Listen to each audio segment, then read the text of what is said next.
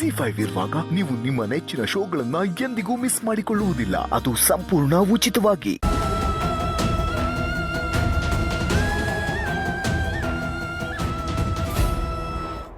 ಈ ಗಂಡನ ಕಡೆಯವ್ರನ್ನ ಹೇಗಾದ್ರೂ ಮಾಡಿ ತಡಿಲೇಬೇಕಲ್ಲ. ನನ್ಗಂತೂ ಈ ಮದುವೆ ಬೇಡ. ನಾನು ಮೊದಲು ಅಪ್ಪನ ಜೊತೆ ಹತ್ರ ಆಗ್ಬೇಕು.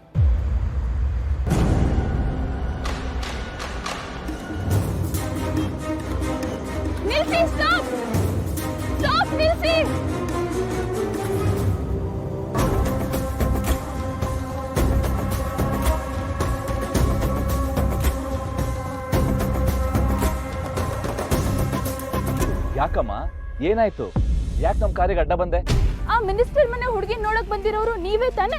ಹೌದು, ನಾವೇ. ಯಾಕೆ? ಅಯ್ಯೋ ಹೋಗ್ಬೇಡಿ, ಈ ಸಂಬಂಧನ ಒಪ್ಕೋಬೇಡಿ. ಯಾರಮ್ಮ ನೀನು? ಯಾಕೆ ಏನೇನೋ ಮಾತಾಡ್ತಾ ಇದೀಯಾ? ಇಷ್ಟಕ್ಕೂ ಇದನ್ನೆಲ್ಲ ನೀನ್ ಯಾಕೆ ಹೇಳ್ತಾ ಇದೀಯಾ? ನಿಮ್ ಒಳ್ಳೇದಕ್ಕೆ ನಾನು ಹೇಳ್ತಿರೋದು.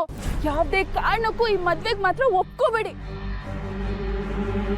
ಯಾಕಮ್ಮ, ನಾವೊಂದು ಒಳ್ಳೆ ಕಾರ್ಯಕ್ಕೆ ಹೋಗ್ಬೇಕಾದ್ರೆ ದಾರಿಗೆ ಅಡ್ಡ ಬಂದು ಏನೇನೋ ಮಾತಾಡ್ತಾ ಇದ್ಯಾ? ಏನ್ ಸಮಸ್ಯೆ?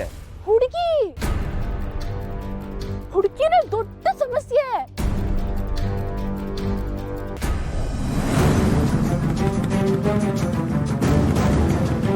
ನಿಮ್ಗೆ ಆ ಹುಡುಗಿ ಬಗ್ಗೆ ಗೊತ್ತಿಲ್ಲ. ಅವಳು ಚೆನ್ನಾಗಿ ಓದಿಲ್ಲ.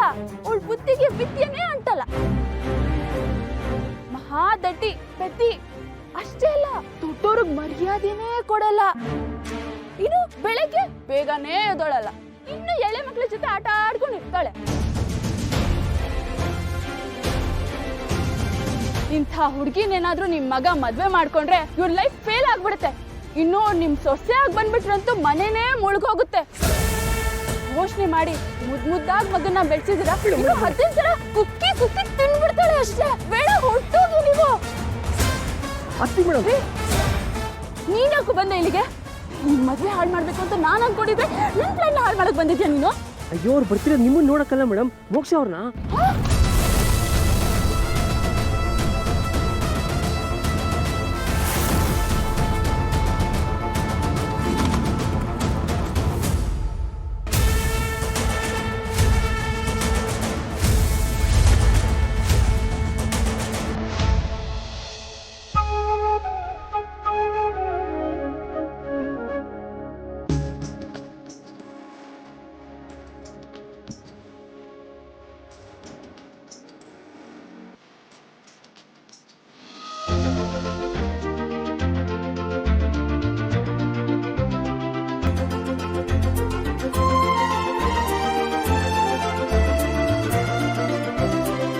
ಲುಕಿಂಗ್ ಗಾರ್ಜಿಯಸ್ ಮೋಕ್ಷ.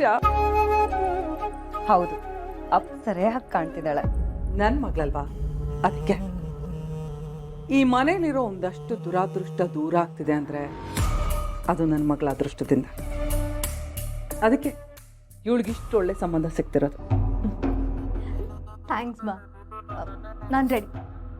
ಒಂದರ ನಾನು ಹೇಳಿ ಕಳಿಸ್ತೀನಿ, ಅವಾಗ ಕರ್ಕೊಂಬ.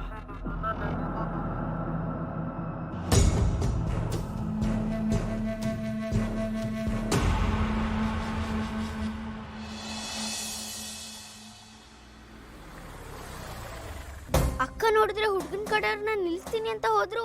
ಇವ್ರು ಬರ್ತಾ ಇದಾರೆ. ದೊಡ್ಡಪ್ಪ, ಅಮ್ಮ, ಹುಡುಗನ ಕಡೆಯವ್ರು ಬರ್ತಿದ್ದಾರೆ.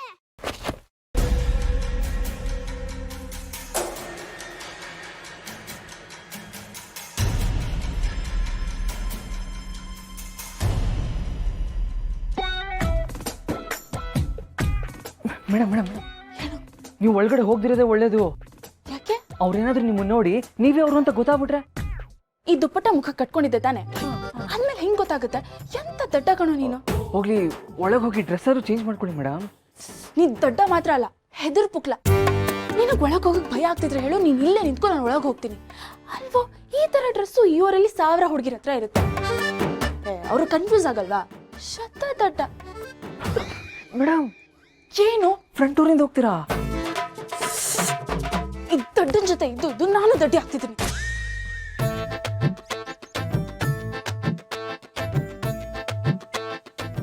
ಸಾವಿರ ಜನ ಜೊತೆ ಇದ್ರು ಇಲ್ಲ, 1000 ಜನ ಇಲ್ವಲ್ಲ, ಇಲ್ಲಿರೋದು ನೀವೊಬ್ರೆ ತಾನೆ. ಆಂಜನೇಯ, ಹೆಂಗಪ್ಪ ಇವ್ರಿಗೆ ಅರ್ಥ ಮಾಡ್ಸೋದು?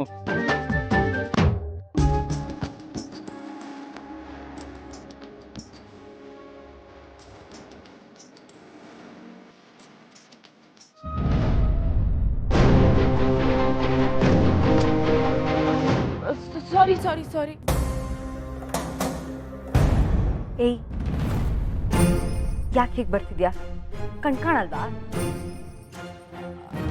ಅದು ಅದನ್ನೆಲ್ಲ ಆಮೇಲೆ ಹೇಳಿವಂತೆ. ಇದೇನಿದು? ನೀನು ಇನ್ನೂ ರೆಡಿನೇ ಆಗಿಲ್ಲ.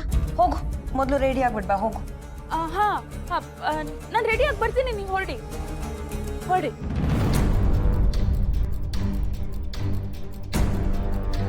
ಬಾ ಬಾ.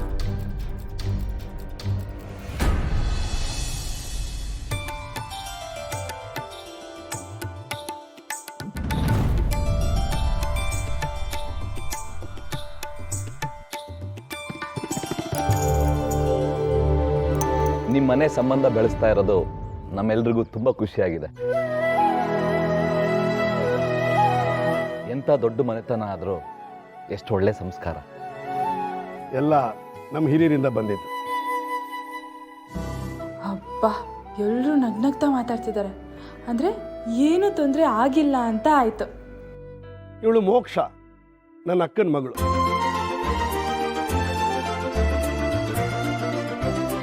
ಅಕ್ಕನ ಮಗಳಾದರೂ ನನಗೆ ಮಗಳಿಗಿಂತ ಹೆಚ್ಚು. ಇವಳು ನನ್ನ ಅಕ್ಕ ವಿಜಯಾಂಬಿಕಾ. ಬಾಕ ಕೂತ್ಕೋ. ಈ ಮನೆ ನಂದಾದೀಪನೂ ಇವಳೆ, ಈ ಮನೆ ನಗುನೂ ಇವಳೆ. ನನ್ನ ತಮ್ಮನ್ನ ತಾಯಿ ಸ್ಥಾನದಲ್ಲಿ ನಿಂತು ಈ ಮಟ್ಟಿಗೆ ಬೆಳೆಸಿದ್ದಾಳೆ.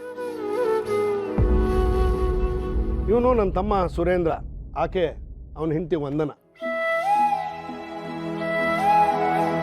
ಅಪ್ಪ ಎಲ್ಲರನ್ನೂ ಪರಿಚಯ ಮಾಡಿಕೊಡ್ತಿದ್ದಾರೆ ಅಂದರೆ ಈಗ ನನ್ನನ್ನು ಪರಿಚಯ ಮಾಡಿಕೊಡ್ಬಹುದು.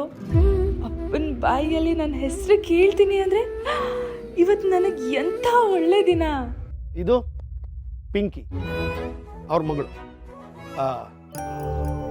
ಅವನು ಸುಬ್ಬು ಅಂತ.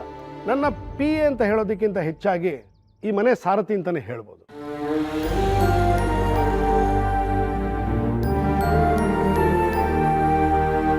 ರಾಮನ ಹಿಂದೆ ಹೇಗೆ ಹನುಮಂತ ಇರ್ತಾನೋ, ನನ್ನ ಎಲ್ಲ ಗೆಲುವಿನ ಹಿಂದೆ ಅವನ ಹೆಸರಿರುತ್ತೆ.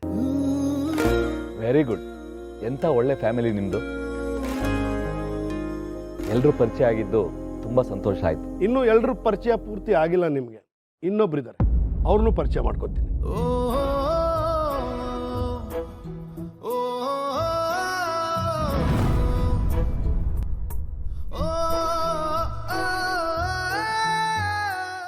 ZEE5 ಆಪ್ ಡೌನ್ಲೋಡ್ ಮಾಡಿ ಎಲ್ಲಾ ಸಂಚಿಕೆಗಳನ್ನು ಸಂಪೂರ್ಣ ಉಚಿತವಾಗಿ ನೋಡಿ.